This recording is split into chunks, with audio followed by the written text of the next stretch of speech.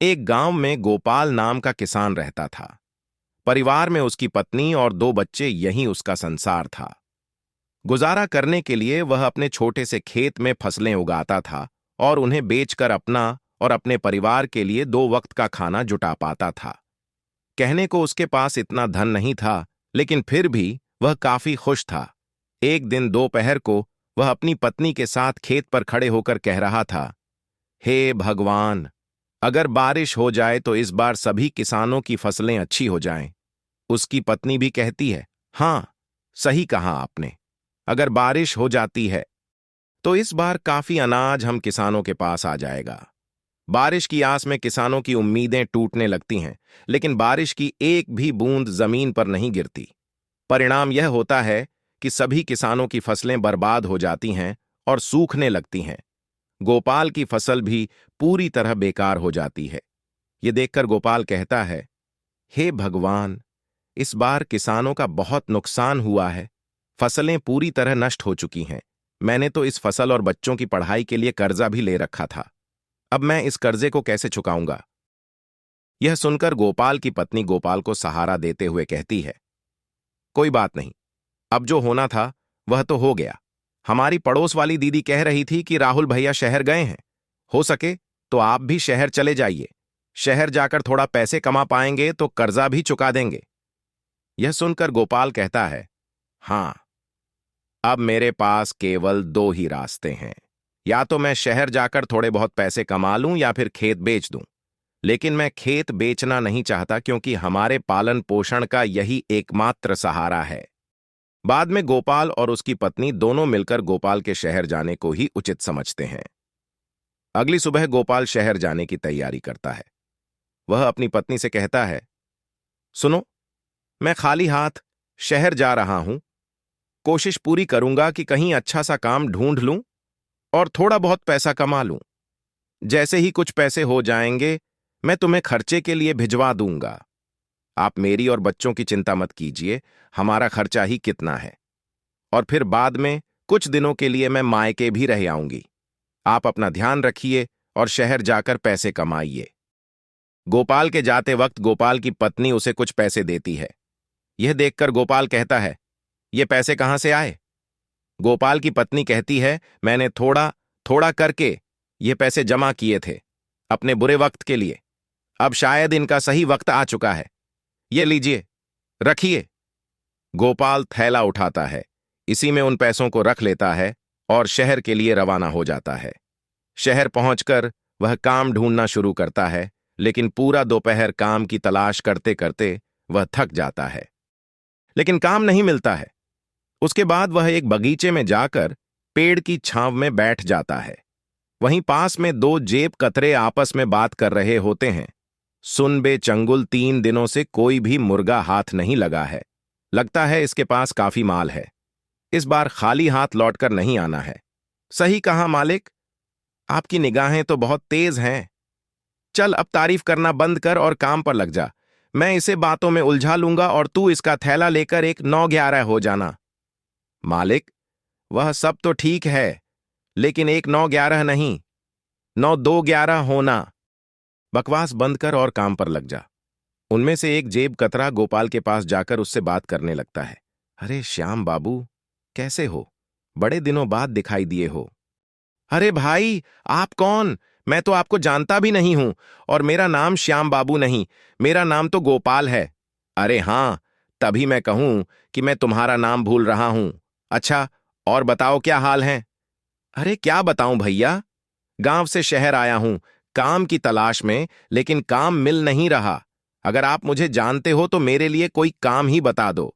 इन दोनों की बातचीत हो ही रही थी, तभी चंगुल गोपाल का थैला लेकर 9-2-11 हो जाता है।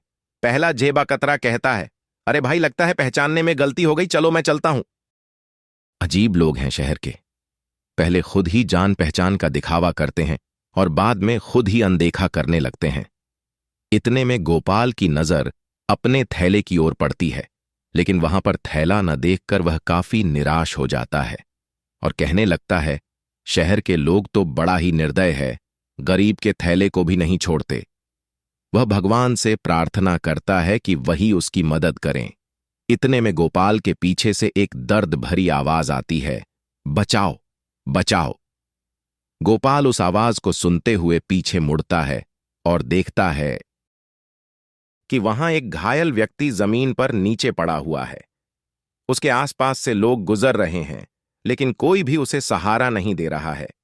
गोपाल तुरंत जाकर उस व्यक्ति को बैठाता है और उसकी घायल स्थिति को देखकर तुरंत हॉस्पिटल ले जाने का इंतजाम करता है। हॉस्पिटल ले जाकर वह डॉक्टर से बात करता है। डॉक्टर साहब, इन्हें देख लीजिए, यह बहुत घायल है और दर्द के मारे कराह रहे हैं। डॉक्टर उस व्यक्ति की हालत देखता है और कहता है, तुरंत इलाज शुरू करना होगा। इसके लिए तुम्हें कुछ पैसे काउंटर पर जमा करने होंगे। यह सुनकर गोपाल आश्चर्य में पड़ जाता है और डॉक्टर से कहता है, डॉक्टर साहब, आज सुबह ही मैं शहर आया हूं काम की तलाश में, लेकिन काम तो मिला नहीं, ऊपर से मेरा थैला भी किसी ने चुरा लिए। मेरे पास अब कोई पैसा नहीं है। मैं खुद भूखा भूखा काम की तलाश में इधर उधर घूम रहा था, लेकिन तभी मुझे ये जमीन पर घायल पड़े दिखाई दिए और मैं इन्हें हॉस्पिटल लेकर आ गया। डॉक्टर उस व्यक्ति का तुरंत इलाज शुरू कर देते हैं और कुछ समय बाद बाहर निकलते हैं। तभी गोपाल अपनी जेब से एक पर्स निकालता है जो उसे घायल व्यक्ति को हॉस्पिटल लाते हुए उसकी जेब से गिरते हुए मिल गया था। वह उसे डॉक्टर को दिखाते हुए कहता है, यह लीजिए डॉक्टर साहब, ये इन्हीं का पर्स है। मैंने तो इसे खोला भी नहीं है। देख लीजिए, शायद इसमें पैसे हों। डॉक्टर उस पर्स को चेक करता है तो उसमें बहुत सारे आईडी कार्ड और क्रेडिट कार्ड होते हैं।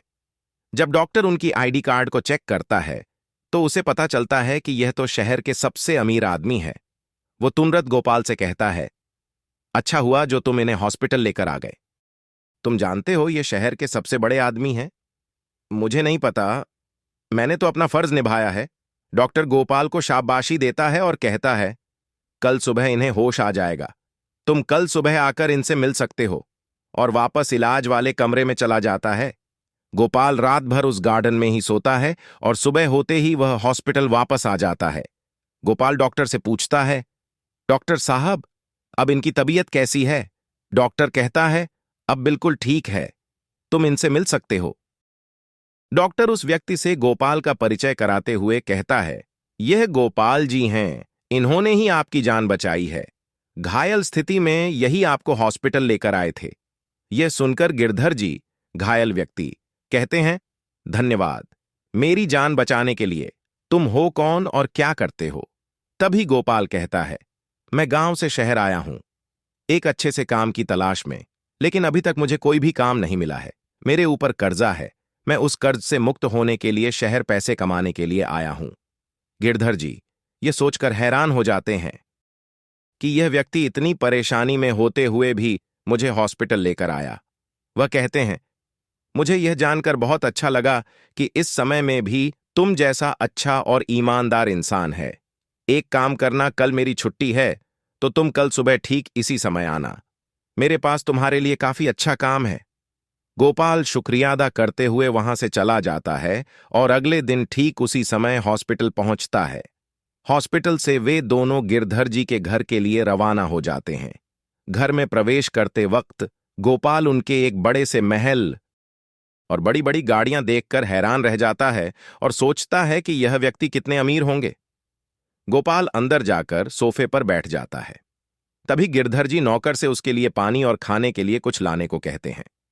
गिरधर जी कहते हैं, गोपाल, तब तक तुम कुछ खा पी लो, तब तक मैं 15 मिनट में आता हूं। गोपाल खा पीकर थोड़ा आराम करता है। तभी गिरधर जी आते हैं और कहते हैं, गोपाल, शहर के बाहर मेरी एक बड़ी फैक्ट्री है जिसमें खेती से जुड़े उत्पाद बनाए जाते हैं। खाने पीने का कोई झंझट नहीं है। वहां पर तुम्हें खाने पीने को सब मिलेगा, रहने को घर मिलेगा। अगर तुम सहमत हो तो तुम इस काम को कर सकते हो। गोपाल कहता है, यह तो मेरे लिए बहुत ही अच्छी बात है। वैसे भी मैं एक किसान हूं। खेतीबाड़ी के बारे में मुझे बहुत अच्छे से पता है। मैं इस काम को अच्छे से कर पाऊंगा। गिरधर जी कहते हैं, तुम चाहो तो अपने परिवार को भी यहां लाकर रह सकते हो। गिरधर जी गोपाल को कुछ पैसे देते हैं जिससे वह अपने कर्ज को चुका पाए। फिर गोपाल गांव जाता है और अपनी कर्जे को पूरी तरह चुका देता है और अपने परिवार के साथ शहर वापस लौट आता है। गिरधर जी गोपाल के दोनों बच्चों की पढ़ाई का खर्चा भी खुद ही उठाते हैं और उनके खाने पीने का और रहने का ख्याल भी रखते हैं। गोपाल खूब मन लगाकर फैक्ट्री में काम करता है और खुशी खुशी अपने परिवार के साथ रहता है। अब गोपाल पूरी तरह आजादी महसूस करता है और अपने मालिक का शुक्रिया अदा करता है। अगर आपको यह वीडियो अच्छी लगी हो तो वीडियो को लाइक, कमेंट, शेयर जरूर करें। ऐसी वीडियो और देखने के लिए हिंदी कहानी चैनल को सब्सक्राइब कर ले। धन्यवाद।